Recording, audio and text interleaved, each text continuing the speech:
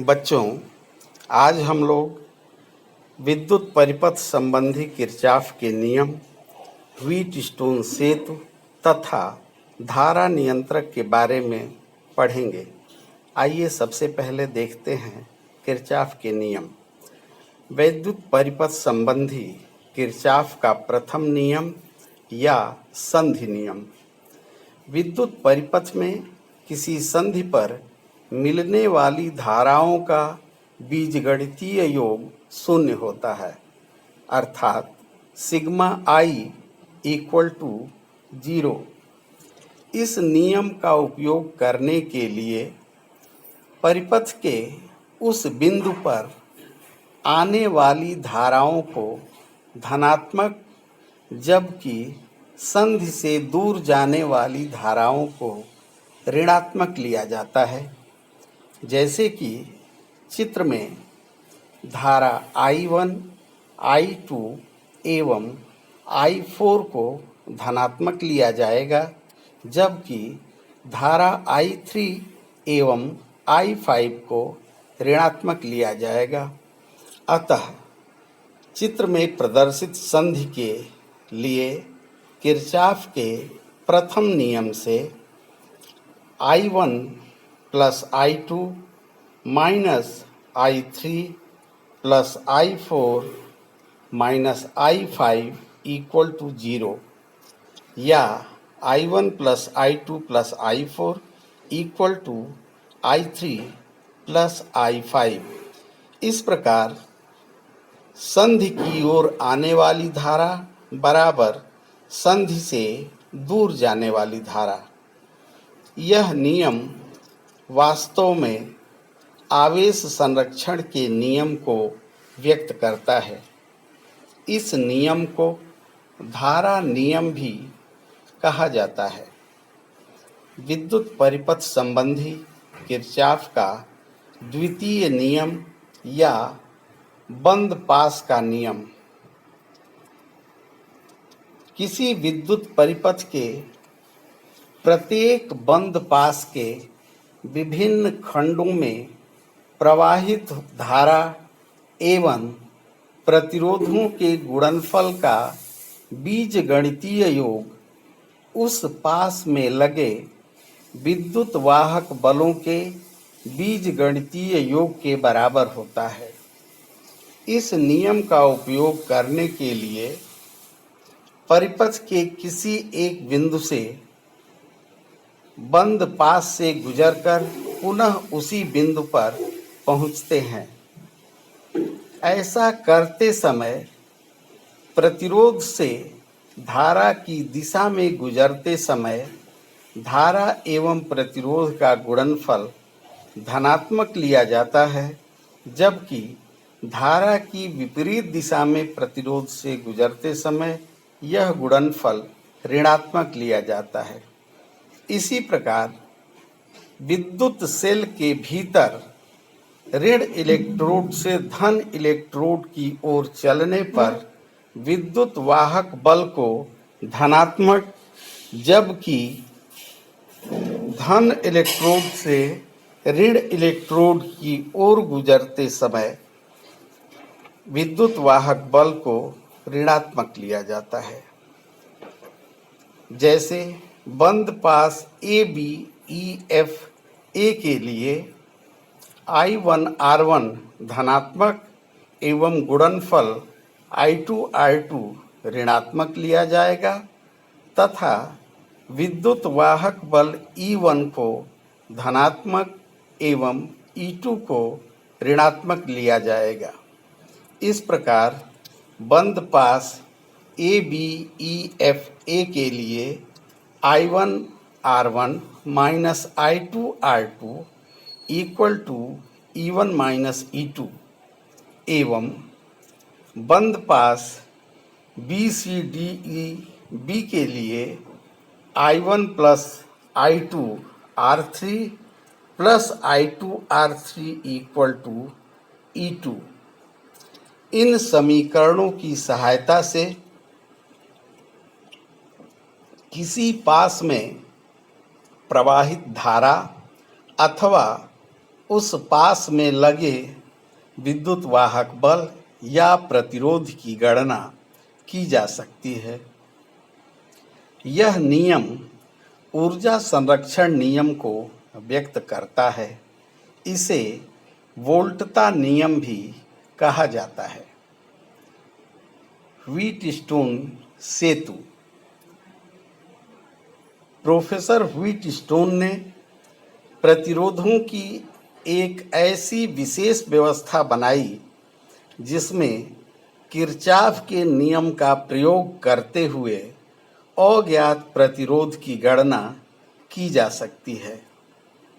इसमें 4 प्रतिरोध चतुर्भुज की चारों भुजाओं के रूप में जुड़े होते हैं, जबकि एक विकर्ण में धारामापी एवं दूसरे विकर्ण में विद्युत सेल जुड़ा रहता है, जैसा कि यहाँ चित्र में प्रदर्शित है। व्हीटस्टोन सेतु का सिद्धांत। यदि चारों भुजाओं के प्रतिरोधों को इस प्रकार समायोजित किया जाए कि सेल द्वारा धारा प्रवाहित करने पर धारा मापी में कोई विक्षेप न हो, तो सेल संतुलित कहा जाता है। चूंकि इस अवस्था में बिंदु B और D के विभव समान होते हैं, अतः समविभव बिंदु होने के कारण B और D के बीच कोई धारा प्रवाहित नहीं होती है, अर्थात धारामापी में कोई विक्षेप उत्पन्न नहीं होता है। इस दशा में चतुर्भुज की 2 संलग्न भुजाओं में लगे प्रतिरोधों का अनुपात शेष 2 भुजाओं में लगे प्रतिरोधों के अनुपात के बराबर होता है। संतुलन की इस अवस्था में जब धारामापी अर्थात भुजा BD में कोई धारा नहीं है, तब बंद पास ABDA के लिए I1P minus I2R equal to 0 या I1P इक्वल टू I2R। इसी प्रकार बंद पास BCDB के लिए I1Q इक्वल टू I2S। समीकरण 1 में समीकरण 2 से भाग देने पर प्राप्त होता है P/Q इक्वल टू R/S। अतः P और Q का अनुपात तथा ज्ञात प्रतिरोध R होने पर अज्ञात प्रतिरोध S की गणना की जा सकती है। भुजाओं PQ को आनुपातिक भुजा, R को अज्ञात भुजा, जबकि R को ज्ञात भुजा जबकि S को अज्ञात भुजा कहा जाता है। सेतु संतुलित होने पर सेल और धारामापी की स्थितियों को आपस में बदलने पर भी सेतु संतुलित बना रहता है। अतः AC तथा BD को संयुग्मी भुजाएं कहते हैं। इस सेतु का उपयोग करते समय यदि चारों प्रतिरोध एक ही कोटि के होते हैं, तब सेतु अधिक सुग्राही होता है और अज्ञात प्रतिरोध अधिक दक्षता के साथ ज्ञात किया जा सकता है। धारा नियंत्रक रिहोस्टैट। यह एक ऐसा वैद्युत उपकरण है जो किसी विद्युत परिपथ में धारा नियंत्रित करने के लिए प्रयुक्त किया जाता है। संरचना।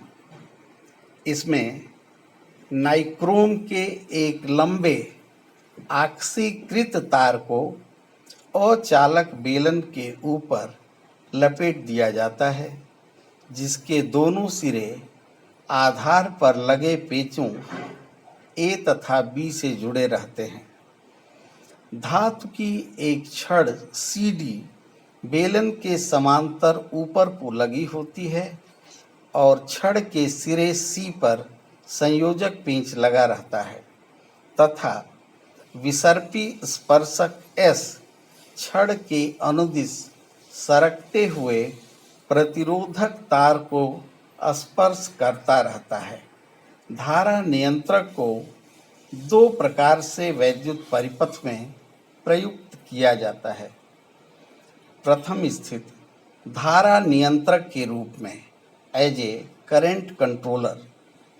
इसके लिए परिपथ से आने वाला एक तार पेंच ए अथवा बी से एवं दूसरा तार संयोजक पेंच सी से चित्र के अनुसार जोड़ा जाता है, जैसे कि इन दोनों चित्रों में प्रदर्शित है। पहली स्थिति में बिंदु ए और सी परिपथ से जुड़ा है, जबकि दूसरे चित्र में बिंदु बी और सी परिपथ से जुड़ा है। पहली स्थिति में ए एक्स लंबाई का प्रतिरोध, जबकि दूसरी स्थिति में एक्स बी लंबाई का प्रतिरोध परिपथ में शामिल होता है। विसर्पी स्पर्शक एस को खिसकाकर परिपथ में शामिल प्रतिरोध परिवर्तित करते हुए परिपथ में धारा को परिवर्तित किया जा सकता है, अर्थात नियंत्रित किया जा सकता है। दूसरा विभव विभाजक के रूप में भी इसका उपयोग करते हैं। जिस सेल के विभवांतर को विभाजित करना होता है उसके सिरों को आधार की दोनों पेचों ए तथा बी से जोड़ देते हैं, जबकि परिपथ को विसर्पी स्पर्शक सी एवं ए अथवा सी एवं बी से जोड़ा जाता है। इस प्रकार यदि बेलन पर लिपटे तार की लंबाई L हो तो उसकी एकांक लंबाई पर विभव पतन V/L होगा। यदि विसर्पी स्पर्शक A तथा B के बीच किसी बिंदु X पर हो तो प्रथम स्थिति में परिपथ में आरोपित विभवांतर V1 इक्वल टू V/L गुणे AX की लंबाई, जबकि दूसरी स्थिति में आरोपित विभवांतर V2 V/L गुणे XB की लंबाई के बराबर होगा। इस प्रकार विसर्पी स्पर्शक S को खिसकाकर परिपथ में 0 से V तक का इच्छानुसार कोई भी विभवांतर आरोपित किया जा सकता है। बच्चों, आज के लिए बस इतना ही। धन्यवाद।